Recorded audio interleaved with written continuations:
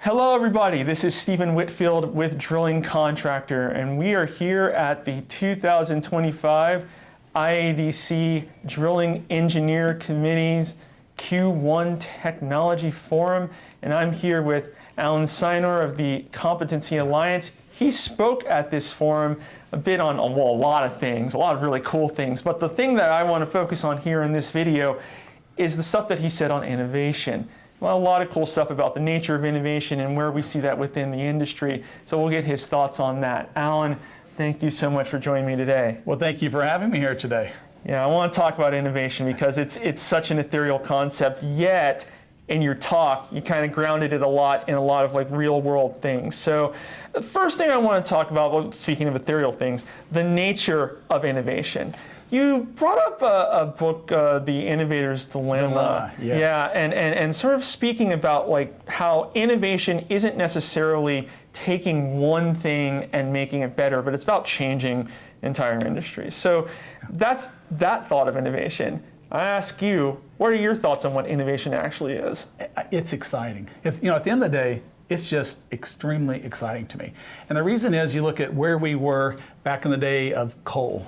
And then we get into oil and gas. And now we start looking further and further, and we look at change. And these things happen in a way that it changes everything, is what the potential is. And I look at Sears Roebuck, and in the meeting I talked about Sears Roebuck, and that was just an incredible company. They had books sent around the world, and you could actually order a house, and the house would be sent to you in pieces, and you assemble it, and all of a sudden you had a house. And where's Sears today?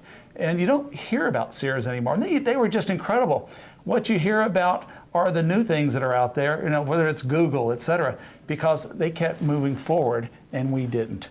And so one of the things I promote is changes are good, and that if you do the right changes, it changes everything. And that's really what it's about. And that's what this presentation I think today was about, was showing here was the past, there was some good and bad, but change happens. Even right now, AI is changing the world.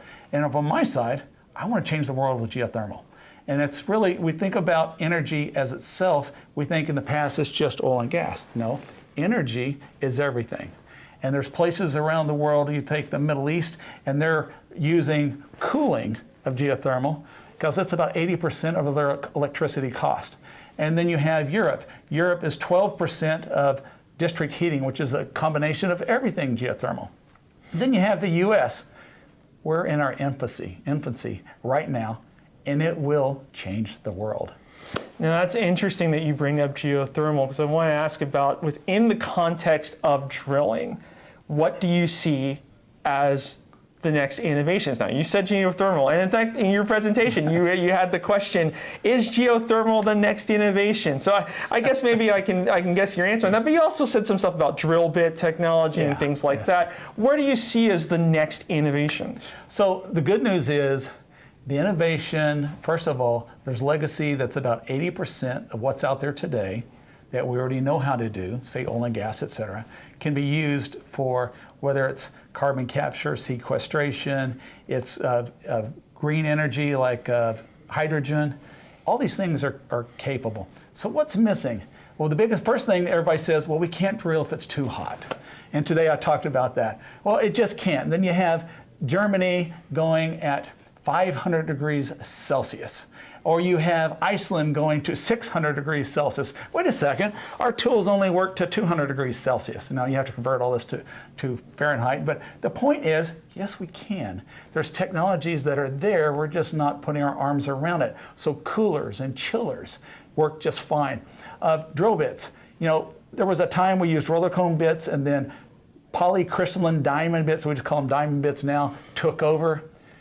But today when I drill down, if we're out a bit, then I got to trip everything out. There's also technologies to make it to where the whole bottom hole assembly, the pipe all stays in. You just trip out the bit and come right back in. You could drill with casing. You don't have to drill with drill pipe. Things that we have done could be brought back to the future. And that's the exciting part, is how many things that we've forgotten about that we can come back and apply that to where the future is. Now, you mentioned all these things. Yes. They all sound very cool. But, yeah, well, there's a but. There's always a but. But we haven't necessarily gotten as far as we possibly can with some of these things.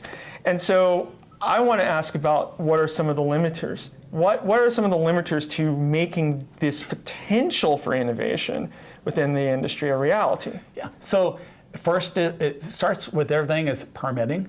So I have a list of things that slow us down. Permitting around the world is new because the technology for geothermal, even though it's been hundreds and hundreds of years out there, we are just looking at how do we apply it to energy. And so there's permitting questions going around the world. You know, just in the United States, the Environmental Protection Agency can take up to 10 years, 5 to 6 different, I'd say, doors you have to open and hopefully go to the next one. But what if we already had it set up like we do oil and gas, where we could do it almost in days, okay? Not months, not years, but in just a few days. We could start drilling and then completing and then producing. Isn't that fantastic? So why can't we do the same thing? I look at the depths that we're drilling, the lateral lengths that we're going. It's fantastic. That changed our world for what was not able to get any oil or gas out of, and that's shale, right? So now if we take those same things and we frack, better fracking by the way, into these geothermal wells, all of a sudden we're not talking about thousands of feet of contact or millions. We could be talking about billions of cubic feet of contact area coming out of these wells. That'd be a massive amount that will last you easily 50 to 70 years out of these wells or more. And that's what changes everything. That would be a game changer, wouldn't it? Oh my God, it changes everything. Man, well, that's going to be really cool. Well, Alan, thank you so much, man. That was really cool to hear all this stuff on innovation. I'm sure our audience will be really appreciative of it. Thank you. Well, I very much appreciate the ability to have this discussion. And today's event, I thought, caught my attention like they always do. And I appreciate being here. Thank you. And thank you for visiting drillingcontractor.org.